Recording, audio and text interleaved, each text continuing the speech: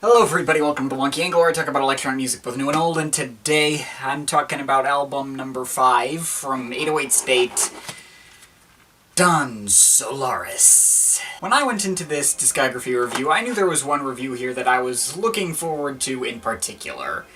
Well, I was looking forward to all of them, since I think 808 State is our band that deserves so much more discussion and attention. So far, they've taken acid house into the UK with New Build, set themselves apart as unique and creative artists in their own right with 90, established their hook writing ability with XL, and just kind of made a childhood and personal taste of finding a release with Gorgeous. The latter, I'll admit, threw me for a loop a bit, because I went in with the intention of praising 808 State for being forward-thinking as they always were, only to find Gorgeous to, as a whole, be a lot more dated as well as a lot stupider than I remembered it being. I mean, I still got a ton of personal enjoyment out of every single track, and despite its brainlessness, didn't wear out with repeat listens much at all, so I stand by my rating, but it was maybe a little disappointing for me to have that little of a justification for my love of the album. Don Solaris, on the other hand... Okay, look, some people may remember my favorites of all time list, in which not only did I rank this particular album at number 4, I also said that, while I wasn't 100% sure yet, it was in consideration for the coveted 10 out of 10 rating that I've only ever felt 3 other albums in existence are truly worthy of. As people can tell, I'm very picky about what I give that rating, especially since I run a review show that rates classics and brand new albums on the same scale, and I'm not comfortable with giving an album this rating unless it's held up really well over a really long time. Yeah, that doesn't mean I'm almost certainly not going to give a new album a 10, but we'll see how things go from here on out. The good news is, if it wasn't already obvious by the fact that I brought this topic up at all in this video, yes, I did finally decide in the end that Don Solaris is in fact worthy of a 10 from me. When I really started thinking about it, I realized my thought process here was really similar to that of when I decided Since I Left You was a 10. Sure, there are some tracks that I don't love as much as others, but the gap between the best and the worst stuff on here slowly started to close up. Now, of course, it does come with the caveat that out of all my 10s, this is certainly the one most people are most likely to disagree with me on. I mean, as it stands, I still much more often see love for 90 than I do for this. And I know I'm in the minority of people who consider this to be 808 State's best work, but I still stand by it. This wasn't like Gorgeous, where I discovered some serious weaknesses I'd never even really considered. This album I believe to be ridiculously strong from start to finish.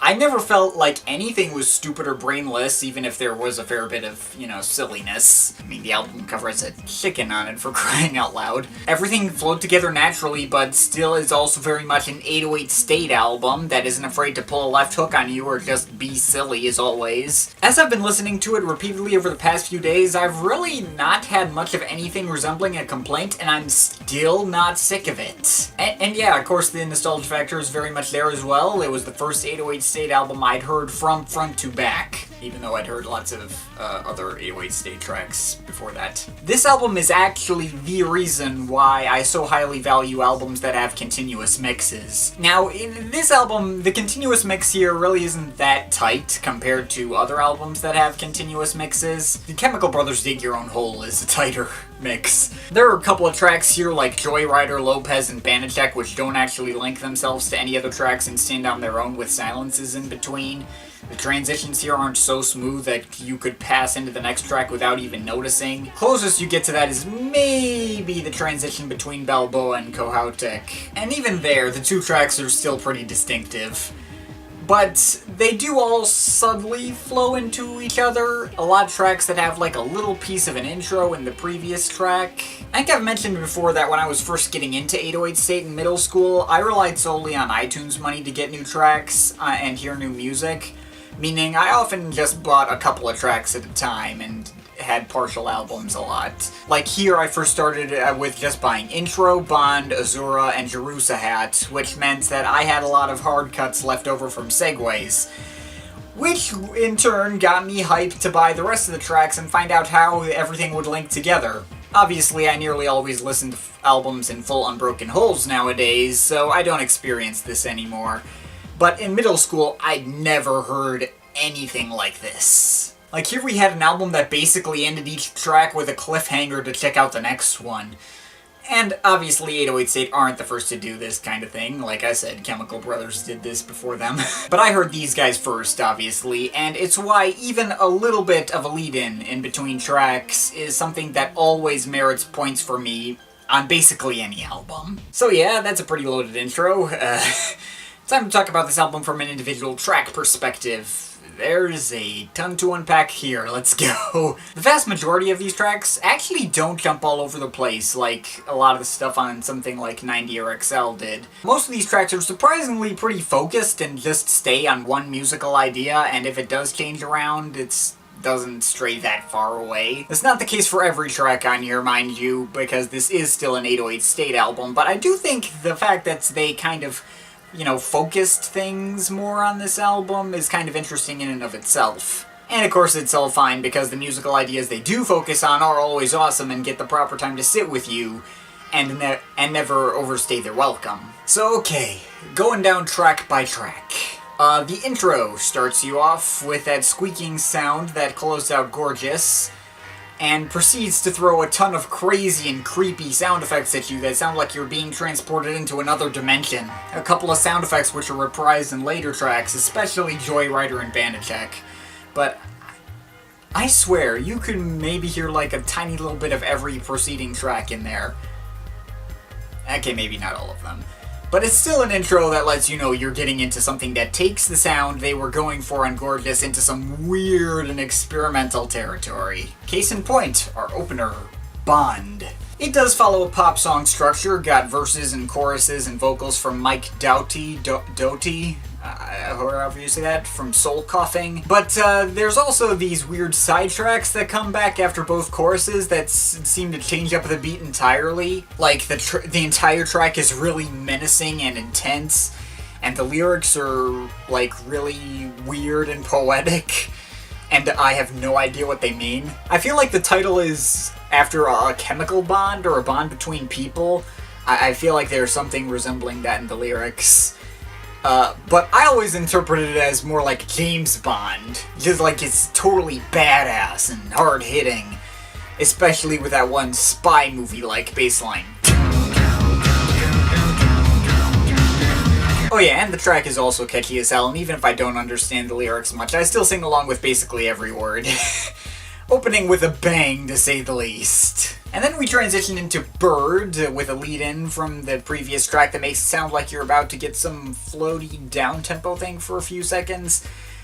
But instead you get hit with a block of noise. And the track just continues to fly at high speed from there. Now, I will have to admit, if I had to pick a least favorite on this album, it would probably be this one. I remember being kinda disappointed at this track as a kid when I was so hyped by the unfinished segue between Bond and Azura.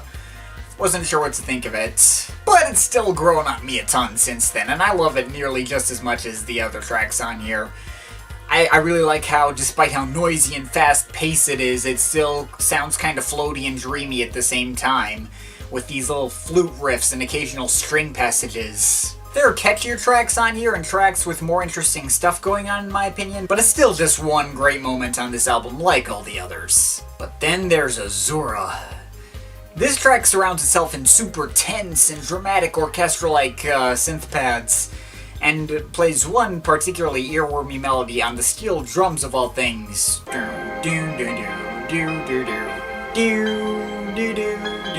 Contrasting with intense bass lines later on and some noisy drum and bass sections that Louise Rhodes from Lamb sings over. This track is kinda like Bond in that it's a weird and experimental track in a pop song verse and chorus structure, and also in that I can't understand half of what Louise Rhodes is saying, although that's mainly because of the way she sings and not the lyrics. Basically, she says words weird and Mike Doughty says weird words. I'm sorry. Can't exactly say I particularly understand Azura's lyrics either, but whatever. Regardless, Azura was the one track that first made Don Solaris sound so captivating to me when I first came across it while surfing iTunes so many years ago, and it's no less awesome nowadays, of course. Then we get an actual down-tempo track in Black Dartangnon, which is this really smooth and jazzy piece with saxophones and clarinets and flutes, and it sounds really ethereal and exotic. To me, it always felt like going on a train ride through Africa or something. I should mention, the production on this album is seriously on another level. Just the sound and instrumentation and mixing and everything is so ridiculously on point, like they were given access to their label's highest-end studio. None of 808 State's other albums have this kind of high production value and amazing sound. Speaking of tracks that have a lot of jazzy horns, by the way, Joyrider. Of course, this track is a lot more fast-paced and boisterous, and even though the instrumentation is jazzier, the melodies and grooves sound a little more like something from Gorgeous. There's nothing that sounds like it's being all improvisational aside from a couple of horn licks and sound effects here and there, mainly focusing on the melody, which is just as catchy as basically every melody on this album.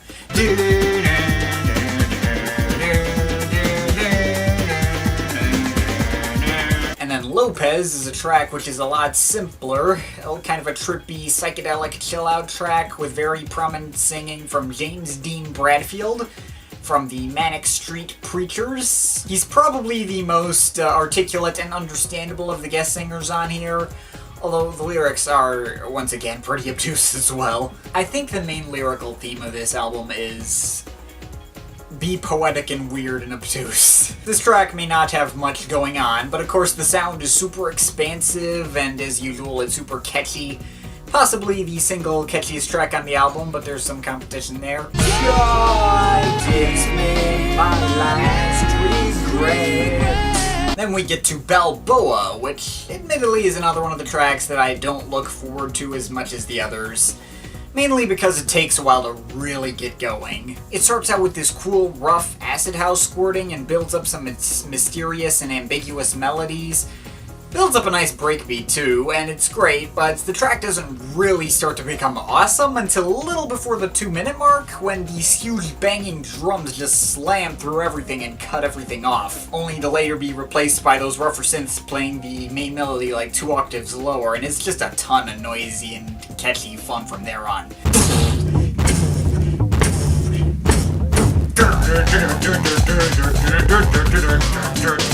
Then Kohoutek transitions out of Balboa with a really off-kilter and seemingly completely arrhythmic beat.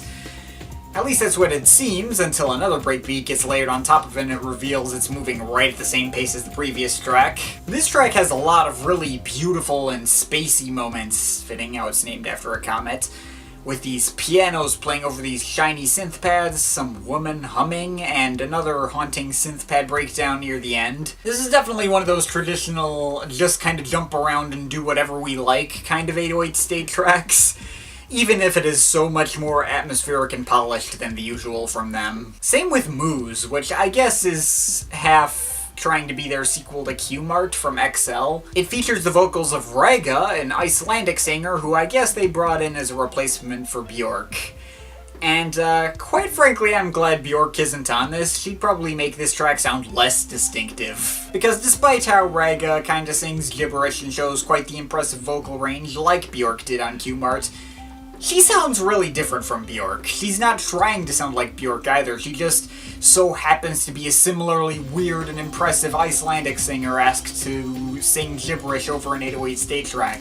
I should mention that Mooz is another track that kinda jumps around too, though there's really like 2 distinctive halves. The first half is a lot weirder and stranger, and Rega's voice just goes from breathy and ethereal one moment to screaming and ferocious and forceful later on. And then at 2 minutes and 49 seconds, the track suddenly takes a massive heel turn and switches over to some melancholic and beautiful and expansive sounds.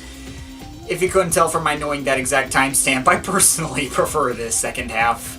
There was a time when I was littler and just wanted to skip to that half of the track, not because I didn't like the first half, but just because I found the sounds of the second half to be that ridiculously captivating. But yeah, awesome track and awesomely catchy one too. Right, 2 tracks left. Jerusahat is track 11, second to last track on the album, and honestly they could easily end the album right there if they so felt like it. It's a very warm, uplifting, danceable, and above all happy track, though with all the exotic sounds we've come to hear throughout this album. Like, it starts out with some kind of didgeridoo-like pad and some deep male voice just going guitar line that's very similar to that of Plan 9 from Gorgeous, but even catchier. Do do do do do do do do do do do. And the track only gets more fun, brighter, sunnier. It's a track that just makes me so happy every time I hear it. Like I said, ending here would be finishing on a real high note. It'd be climactic and cathartic and leave you with some warm, fuzzy feelings. But of course, this is 808 State we're talking about here. The sexy synthesizer guys. Why would they want to end the album the normal way? Instead of ending on Jerusahat, which would be a more traditional ending, they give you one of the single biggest left hooks of an ending in electronic music history. Banacheq. The noisiest, craziest, and most insane track on the whole album. Lots of screaming guitars as well as rough and fuzzy and distorted bass. Weird voice samples that sound like some hype man yelling out for a crowd to repeat after him, except it's complete gibberish. There's insane screaming synth solos that just go all over the place. There's not much tonality or key matching in the whole thing, yet they still manage to craft pretty catchy hooks and create a really satisfied and fast-paced groove. And the very end just descends into complete chaos, a la the Beatles' All You Need Is Love or something. Like, it's just getting more and more intense, and eventually just finishes on a reprisal of the album intro. Fading out just before we'd fade into Bond again. Wow. Just wow. Now, for a while I wasn't really sure about this as an ending, because they did have a much more obvious ending type track right before it. But this is a move that only strikes me as more brilliant and more fitting every time I hear it. I mean, it's such a ballsy move to end on such an insane track as Banacheq, and they knew it. And to this day, there's so few albums out there that try to do something like it. Well, the Orbitals the Altogether did something very similar, actually. That was a pretty big left hook from those guys, too. Though I think I like this ending even better. Like, Meltdown may have similarly been an ending in complete and total insanity, and as a standalone track is probably more insane in general, but Banacheq has so much more groove and catchiness, and it's just a lot more satisfying to listen to. Yes, I did just compare an album to Orbital, and did not make the comparison in Orbital's favor. Yeah, Don Solaris started with a bang and ended with an even bigger bang. So that's all the tracks. So, okay, overall, on one hand, for most people, it doesn't seem to have quite the same immediacy as the others, or so I've been told. At least it's an album that a lot of people needed a lot of repeat listens for it to grow on them. So if that's your stance as well, that's fine. Even I, once upon a time, wasn't sure about tracks like Bird or Balboa or the first half of Mooz or hell, even Lopez or Banacheq, but that feels like eons ago. I've listened to it so much I can't even remember a time when I wasn't enthusiastic about this album as a whole. I love every single track. They all fit well together despite having so much variety and distinctiveness. 808 State are just as amazing with hooks and deliver on their quirky personality as they always have been since '90, yet also manage to deliver on some incredibly immersive and warm atmosphere as well, and insanely detailed and well-executed production. I mean, other 808 State albums are really fun listens, but Don Solaris, in addition to that, is an album I can lose myself in. Combine that with the fact that I've listened to it so much over the course of nearly a decade, to the point of me basically having committed the entire album to muscle memory, and I feel like I could play the entire thing back in my head if I wanted to, yet it still pops out to me and sounds fresh after such a long time. Yeah, 808 State's Don Solaris is most definitely a 10. Go check it out if you haven't already. But of course, this is just my opinion. You can feel free to disagree with it, but I'd like to hear your thoughts, so leave the comments in the comment thing down there. But yeah, that's pretty much it. That's all for today. See you next time.